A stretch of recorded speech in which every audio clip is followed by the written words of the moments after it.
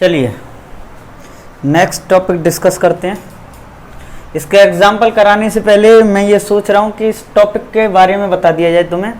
अब next heading आएगी हमारी EMF in a conductor moving in a uniform magnetic field. एक कंडक्टर, एक चालक है, वो यूनिफॉर्म एक जैसे एक समान मैग्नेटिक फील्ड चुंबकीय क्षेत्र में मोशन कराएंगे, ठीक है ना। उसकी वजह से हम ईएमएफ देखेंगे और जनरली इस हेडिंग को बोला जाता है मोशनल ईएमएफ। मोशनल ईएमएफ गतिक, हिंदी में बोल रहा हूं गतिक विद्युत वाहक बल, है ना। सामान्यतः इस चीज से जाना जाता है। तो इस हेडिंग को कंप्लीट पहले समझ लेते हैं क्या चीज में बोलना चाह रहा हूं, क्या समझाना चाह रहा हूं। ध्यान से सुनना बारीकी से एक एक शब्द को। अब एक यूनिफॉर्म मैग्नेटिक फील्ड ले लीजिए। ये मैंने मैग्नेटिक फील्ड ले लिया क्रॉस। क्रॉस का मतलब होता है कि ये मैग्नेटिक फील्ड परपेंडिकुलर है बोर्ड के, और वो भी इनवर्ड डायरेक्शन में अंदर की तरफ जा रहा है। इसका मतलब ये है कि मैग्नेटिक फील्ड कहां जा रहा है, ये अंदर की तरफ जा रहा है। तो ये मैंने यहां पे एक यूनिफॉर्म मैग्नेटिक फील्ड ले लिया इस तरीके से। अब मैं इसमें कोई मूविंग कंडक्टर रखूंगा, है ना, मूविंग कंडक्टर। अब ये जैसे लिखा हुआ है ये मैग्नेटिक फील्ड है, ये यूनिफॉर्म मैग्नेटिक फील्ड है। यूनिफॉर्म मैग्नेटिक फील्ड, एक समान चुंबकीय क्षेत्र, ये है एक समान चुंबकीय क्षेत्र, है ना। हिंदी इंग्लिश दोनों बोली जाएंगी तो शांत, तो आराम से सुनना है हमें। अब EMF in a conductor moving in a uniform magnetic field, इसको वैसे भी मोशनल ईएमएफ कहा जाता है, गतिक विद्युत वाहक बल। अब आप ऐसे मान लो कि आपने एक कंडक्टर ले लिया, यहां पे ये रहा एक कंडक्टर ले लिया, ये क्या है, मूविंग कंडक्टर, इसे मूव करा सकते हैं इसीलिए, है ना, गतिक चालक, गतिक चालक। अब इस वाले कंडक्टर की जो लेंथ है, ये वाली जो लेंथ है वो हमने एल अज्यूम कर ली और इसका नाम रख दिया एक्स वाई, ठीक है ना। इसे वी वेलोसिटी से, इस वाले कंडक्टर को यूनिफॉर्म मैग्नेटिक फील्ड में वी वेलोसिटी से इस पॉइंट से लेकर के हम मूव करा रहे हैं, आगे की तरफ लेते जाएंगे। मान लेते हैं इसे एक्स से लेके एक टाइम पे इसको यहां तक लेकर के आगे, इस ये पोजीशन क्या है, इसका नाम रख लिया मैंने X dash and Y dash, ठीक है ना। और वो भी किस वेलोसिटी से, वी वेलोसिटी से, है ना। इसकी लेंथ कितनी है, एल है ना, एल लेंथ ऑफ कंडक्टर है। अब जब ये यहां से लेके यहां तक आया, ध्यान देना सब लोग, यहां से लेके यहां तक इसने कितनी डिस्टेंस कवर की, उस डिस्टेंस को निकालने के लिए, ठीक है ना, उस डिस्टेंस को निकालने के लिए हम क्या करेंगे, वेलोसिटी, वेलोसिटी इंटू टाइम का मल्टीप्लाई कर देंगे, ठीक है। क्योंकि velocity into time equal to, velocity into time equal to क्या होता है, डिस्टेंस होता है, दूरी होता है, ठीक है ना। ये दूरी होता है, क्या होता है, ये दूरी, डिस्टेंस होता है, ये दूरी होता है, ये वेलोसिटी इंटू टाइम। नहीं याद आ रहा हो तो मैं ऐसे लिखो, वेलोसिटी इक्वल टू क्या होता है, डिस्प्लेसमेंट या डिस्प्लेसमेंट अपॉन टाइम, इसका मल्टीप्लाई इससे करो, डिस्प्लेसमेंट वेलोसिटी इंटू टाइम। अब ये यहां से लेकर यहां तक कितनी डिस्टेंस कवर करेगा, किस वेलोसिटी, वो, और कितना टाइम लग रहा है इसे एक्स वाई से, एक्स डैश और वाई डैश पोजीशन तक पहुंचने में, इस वाई डैश पोजीशन तक पहुंचने में, है ना। वो लेट कर लिया मैंने, स्मॉल टी टाइम है, इसका मतलब है कि स्मॉल टाइम, है ना, बहुत छोटा टाइम लग रहा है ना, स्मॉल टाइम लग रहा है। अब तुम एरिया निकालो, इसका एरिया, तो एरिया देखो कैसे निकलेगा इसका एरिया। अगर इस तरीके से देखें तो ये रही इसकी लेंथ और ये रही इसकी विड्थ। तो एरिया ऐसे अज्यूम करेंगे हम, मैं यहां से लिखना शुरू करता हूं इसका, कि इसका जो एरिया होगा वो मैं डी ए नाम से रख लेता हूं। एरिया होगा लेंथ इंटू विड्थ, विड्थ कितनी है, वी डी टी, ये एरिया होगा। अब अगर एक कंडक्टर हमारा यूनिफॉर्म मैग्नेटिक फील्ड में मूव कर रहा है तो बार बार मैग्नेटिक फील्ड को क्या करेगा, कट करेगा, मतलब काटेगा मैग्नेटिक फील्ड को, मैग्नेटिक फील्ड लाइन को चेंज, मतलब इसका मतलब क्या है कि ये अपने अंदर फ्लक्स जनरेट करेगा, फ्लक्स को चेंज करेगा, और इस फ्लक्स के चेंज से इसमें क्या जनरेट हो जाएगा, ईएमएफ। तो सबसे पहले अब हम यहाँ पे देखेंगे चेंज इन फ्लक्स। भाई बार बार ये मैग्नेटिक फील्ड इधर जा रहा है ना, चलता चलेगा तो फील्ड लाइंस को कम ज्यादा करता रहेगा फील्ड लाइंस में, तो वो फ्लक्स आ जाएगा इस पे। तो उस फ्लक्स को कैलकुलेट करेंगे तो फ्लक्स इक्वल टू कितना आएगा, फ्लक्स इक्वल टू होता है मैग्नेटिक फील्ड इनटू एरिया। तो एरिया कितना है, डीए, ठीक। मैं एक बार चेक कर लेता हूं क्या यहाँ पे सारा कुछ दिख रहा है, हाँ सारा कुछ दिख रहा है। तो अब सुनिए, अब ये यहाँ पे d5 over b into D A, तो डी ए की वैल्यू कितनी है, L L V D T, ये है। अब अगर मैं इसमें डी टी का डिवाइड लगा दूं तो change in flux upon time, तो यहां पे क्या बचता है बी एल वी। अगर मैं दोनों ओर नेगेटिव ले लूं तो ये वाली जो चीज है तुम्हें ध्यान से देख लो, ये फैराडे का लॉ है और यही कहता है चेंज इन फ्लक्स, ये किसके इक्वल होता है ईएमएफ के, तो यही अपना ईएमएफ होता है, ईएमएफ, ठीक है ना। तो जब हम एक रॉड को यूनिफॉर्म मैग्नेटिक फील्ड में मोशन देते हैं तो इस तरीके से उसमें ईएमएफ जनरेट हो जाता है, विद्युत वाहक बल जिसे कहते हैं, इसे क्या कहते हैं विद्युत वाहक बल कहते हैं। इस तरीके से इसमें एक ईएमएफ जनरेट हो जाता है इसके देने से। यहां पे ये जो नेगेटिव है ना, ये नेगेटिव साइन इस जगह पे ये दिखा रहा है कि ये उसी का अपोज करता है जिसकी वजह से इसमें ईएमएफ जनरेट हुआ है। तो इसकी वेलोसिटी की, ये रेस्ट में रखा रहता तो ये फ्लक्स में चेंज करता ही नहीं, इसकी वेलोसिटी की वजह से है ना, इसके वेग की वजह से इसने बार बार फ्लक्स जनरेट किया, फ्लक्स में चेंज किया है, तो इसी का ये अपोज करेगा, अपने मोशन का ये अपोज करेगा, है ना, इसीलिए नेगेटिव है, बस इसलिए दिखाया गया है इस पर।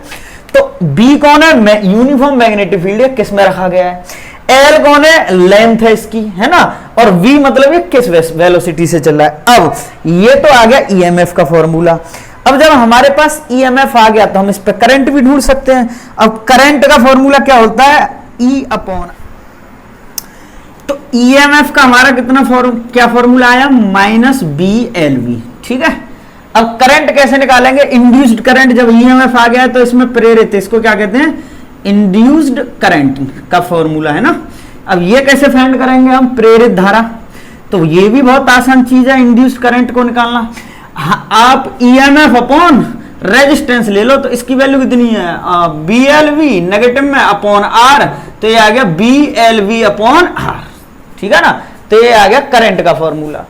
अब हम यहां से आगे थोड़ा सा स्टडी करते हैं, जब करंट हमारे पास फाइंड करने का फॉर्मूला आ गया करंट का, ठीक है, जब हमारे पास करंट का फॉर्मूला एडजस्ट हो गया तो अब हम यहां पे फोर्स भी निकाल सकते हैं, I L B sine theta, ठीक है ना। और थीटा की जगह पे हमें कितना पुट करना है, 90, है ना, क्योंकि यहां पे परपेंडिकुलर का ही केस होता है।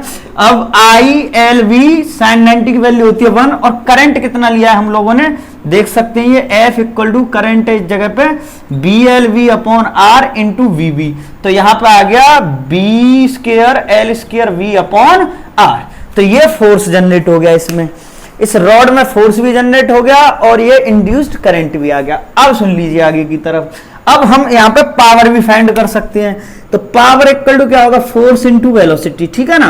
पावर फोर्स कितना है, फोर्स देख लीजिए आप, ये है, तो B square L square V upon R into velocity V है, तो पावर आ गया B square L square V square upon R. अब आप लोग ध्यान से सुनिए, इसमें इंड्यूस करंट की डायरेक्शन भी बतानी होती है, तो इसके लिए हम यूज करेंगे राइट हैंड को, राइट हैंड रूल करेंगे, फ्लेमिंग का राइट हैंड रूल है ये एक्चुअल में। ये जो थोड़ा चेक करना पड़ता है ये चल रहा है कि नहीं चल रहा है, तो इसमें जो करंट बनेगा उसके लिए हम फ्लेमिंग का राइट हैंड रूल लगाते हैं। तो वो रूल कैसे चलता है वो सुन लीजिए, ऐसे ये फिंगरों को इस तरीके से करना है, तीनों परपेंडिकुलर होनी चाहिए, ये तो मोशन ऑफ कंडक्टर को दिखाएगा, ये चालक की गति को, जैसे ये इधर आ रहा है इसकी डायरेक्शन में हमें अंगूठे को लगा देना है, ठीक है, इसकी डायरेक्शन में हमें किसको लगा देना है, अंगूठे को। और ये वाला जो हमारी जो फर्स्ट फिंगर है ये वाली हमें दिखाएगी, पहली उंगली हमको दिखाएगी मैग्नेटिक फील्ड, और ये जिधर हो जाएगी हमारी ये मिडिल फिंगर, ये दिखाएगी करंट को, है ना, धारा को, ये चुंबकीय क्षेत्र को। तो आप इसको यूज कर सकते हैं कि ये तो इधर की साइड जा रहा है, देखो मोशन को दिखाएगा थंब, और ये वाली जो हमारी फर्स्ट फिंगर है ये क्या दिखा रही है, मैग्नेटिक फील्ड अंदर है, तो ये फिंगर हमारी कहां हो रही है, ऊपर की तरफ। तो इसमें जो इंड्यूस करंट बनना होगा उसकी डायरेक्शन किधर होगी, ऊपर की तरफ, ठीक है ना। इसमें ऐसे करके हम इंड्यूस करंट को फाइंड कर सकते हैं। इसी ईएमएफ के एग्जांपल देखते हैं एक दो, ठीक है। अब सबसे पहले आप इसे एग्जांपल को समझ लो कि यहां पे मैंने एक यूनिफॉर्म मैग्नेटिक फील्ड ले लिया है ना, और ये यूनिफॉर्म मैग्नेटिक फील्ड है जो इस तरीके से है बी। अब मैंने यहां पे एक रॉड ले ली एल लेंथ की, ठीक है, मेटालिक रॉड, ये रॉड का, ये रॉड जो है ये यहां पे लिख लेते हैं मेटालिक रॉड है, धातु की। मेटालिक होना चाहिए तभी इंड्यूस्ड आएगा, है ना।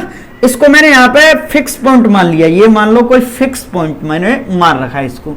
अब इस रॉड को इस तरीके से मैं मूव कराता हूं, मान लो इस तरीके से मैं रोटेट कराता हूं इसे, और जब ये एल लेंथ की रॉड, इसे फिर सेंटर कह लो, ये तो सर्कल बन गया, एल लेंथ की रॉड इस तरीके से इसमें जब रोटेट करेगी तो ये बार बार फील्ड लाइंस को कट करेगी, और जब फील्ड लाइंस को कट करेगी तो फ्लक्स में चेंज आएगा, मैग्नेटिक फील्ड चेंज होगा, मैग्नेटिक फील्ड फ्लक्स चेंज होगा। जब जब फ्लक्स चेंज होगा फैराडे ये बोलता है कि वहां पे ईएमएफ प्रोड्यूस होगा। तो अब इसके मोशन की वजह से इस रॉड में करंट आ जाएगा या ईएमएफ जनरेट हो जाएगा, उसको फाइंड करते हैं। तो बड़े आसान से कंसेप्ट लगा लेंगे। तो यहां पे पहले फ्लक्स निकाल लेते हैं ना, कैसे आएगा। तो ईएमएफ का फॉर्मूला होता है change in flux into time upon time के साथ। अब ये मान लेते हैं चेंज इन फ्लक्स मतलब फ्लक्स में परिवर्तन किसके साथ, और फ्लक्स का फॉर्मूला यहां पे ये फ्लक्स क्या होता है, मैग्नेटिक फील्ड बी और इनटू एरिया। और मान लो कि ये एक चक्कर में कितना टाइम ले रहा है, एक 1 रिवॉल्यूशन में टी टाइम ले रहा है। मैंने टोटल टाइम रख दिया, स्मॉल इंटरवल नहीं लिया, टाइम का पूरा टाइम रख दिया। अब यहां पर देखिए मैग्नेटिक फील्ड तो बी है, और एरिया कितना हो जाएगा जब ये कवर करेगा, एरिया हो जाएगा पाई एल स्क्वायर, ठीक है। और नीचे कौन आ जाएगा, टी। अब टी का वैल्यू निकाल लीजिए 1 रिवॉल्यूशन में आप, है ना।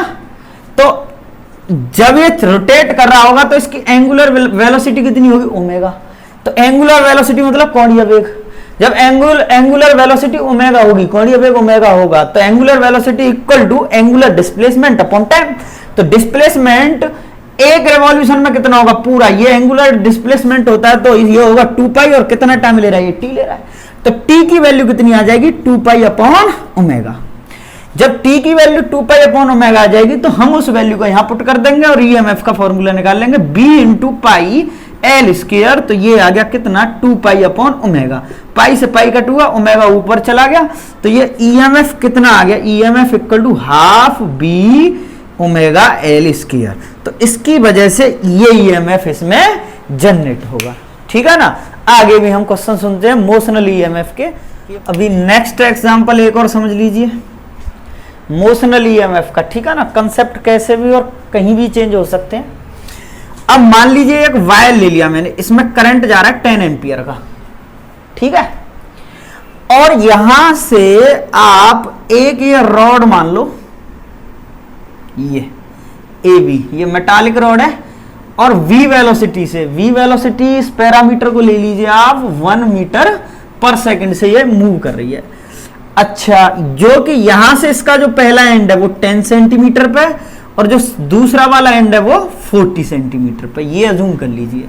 अब देखो क्या इसमें ईएमएफ जनरेट होगा, बिल्कुल होगा। पूछो कैसे, कि इसमें करंट ऊपर जा रहा है तो आप इस वही right hand thumb rule, thumb को करंट की डायरेक्शन में कीजिए, उंगलियों को कर्ल कर दीजिए इस तरीके से, तो कहां मैग्नेटिक फील्ड बनना होगा, अंदर की तरफ क्रॉस क्रॉस।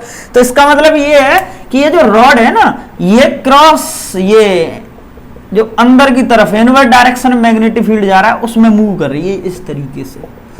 और जब कोई रॉड, और ये यहां से ऊपर जा रही है, और जब कोई रॉड इस तरीके से मोशन में आएगी तो ईएमएफ तो होना ही होना है। तो ईएमएफ के लिए हम एक फॉर्मूला लगा लेंगे यहां पे, वो हमने पढ़ा हुआ है कि ध्यान देना, ये मैग्नेटिक फील्ड तो ये यूनिफॉर्म होगा, ठीक है। अब मैग्नेटिक फील्ड ही यहां पर चेंज हो रहा है, मैग्नेटिक फील्ड को ही हमें मेन है कि ये फाइंड हो जाए, फिर हम इसका आंसर आसानी से निकाल लेंगे। तो देखो ईएमएफ का फॉर्मूला होता है, ईएमएफ यहां से लिखता हूं बी एल वी, ठीक है। वेलोसिटी तो इसकी फिक्स है, ठीक है, और मैग्नेटिक फील्ड पता नहीं। अब एक वायर की वजह से हमें पढ़ाया जाता है, एक वायर की वजह से आर डिस्टेंस पे या एल डिस्टेंस पे जो मैग्नेटिक फील्ड होता है वो होता है mu naught I upon 2 pi L. ये मैग्नेटिक फील्ड होता है ना। बायो-सावर्ट लॉ के एप्लीकेशनों में ये चीज आती है। तो जो मैग्नेटिक फील्ड है यहाँ पे, तो मैं इस जगह पे ईएमएफ डी ले लेता हूं, और इसका जो लेंथ है वो लेंथ देखो चेंज हो रहा है, पहले 10 सेंटीमीटर और फिर 40 सेंटीमीटर, या आप इस चीज को डिस्टेंस भी कह लो। तो v equal to D R distance कर लेता हूं, क्योंकि ये चेंज है तो जो चेंज होते हैं वेरिएबल उन्हीं के साथ डी लगाते हैं। सिंपल सी बात है, ज्यादा कंफ्यूज होने की जरूरत नहीं है इनमें।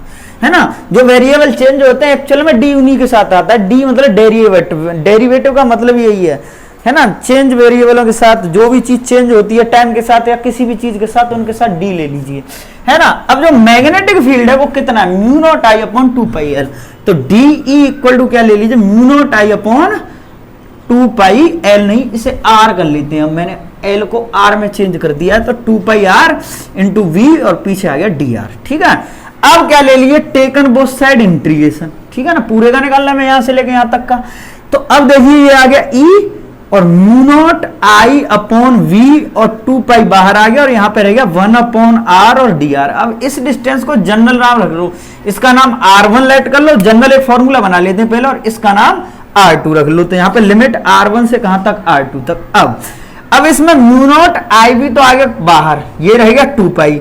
अब 1 अपॉन आर का इंटीग्रेशन, इसका इंटीग्रेशन जिसे नहीं पता वो याद कर लेना, लॉग आर होता है, जैसे लॉग आर है ना, 1 अपॉन एक्स का इंटीग्रेशन लॉग एक्स होता है, इसी 1 अपॉन आर का लॉग आर होता है। तो ये आ गया लॉग आर और डिस्टेंस कितनी है, R1 से लेके R2 तक, R1 से लेके R2 तक। अब म्यू नॉट आई अपॉन 2 पाई और ये क्या ले लेना है हमें, लॉग, अब लिमिट पुट कर दी ने, आर की जगह पे तो कर देना R2 और इसकी जगह कर देना माइनस लॉग R1, ठीक है ना। अब इन दोनों को अपॉन में ले लो, जो EMF का नया फॉर्मूला जनरेट हो जाएगा वो ये हो जाएगा म्यू नॉट आई अपॉन 2 पाई, ये लॉग की प्रॉपर्टी यहां पे लग जाएगी, तो ओहो वी रहेगा थोड़ा यहाँ पे वी, ये वी, तो यहां पे आ जाएगा लॉग R2 अपॉन R1। अगर ऐसा कोई केस आता है उसके लिए हमें ये फॉर्मूला याद कर लेना है, ठीक है ना। EMF के लिए हमें ये फॉर्मूला याद कर लेना है। अब हम इस जगह पर सॉल्व कर सकते हैं इसे, E equal to mu naught की वैल्यू कितनी होती है, 4 पाई इंटू 10 की पावर -7। करंट कितना दिया है मैंने, 10 एम्पियर। वेलोसिटी कितनी दी है मैंने, 1, और नीचे कौन आ गया 2 पाई, ये 2 पाई। तो लॉग ये R2 कितना है, R2 देख लीजिए 40 सेंटीमीटर है ना, और R1 कितना है, ये 10 सेंटीमीटर है। 10 से 10 कटा तो ये हो गया log 4, पाई से पाई का 2 है, ये 2 टाइम्स, और यहाँ पे E इक्वल टू 2 इंटू 10 की पावर -6 इंटू log 4, इतने वोल्ट आ गया। और ये आगे भी सॉल्व अभी हो सकता है ना, आप अपनी नॉलेज के हिसाब से इसे सॉल्व कर लेना। तो इमोशनल EMF का कंसेप्ट है, और इसी के अकॉर्डिंग अब हम देखने वाले हैं एग्जाम्पल नंबर 6, 7 और 8 को, ठीक है ना। तीनों एग्जाम्पल इन्हीं पे बेस्ड है, इसीलिए इस चीज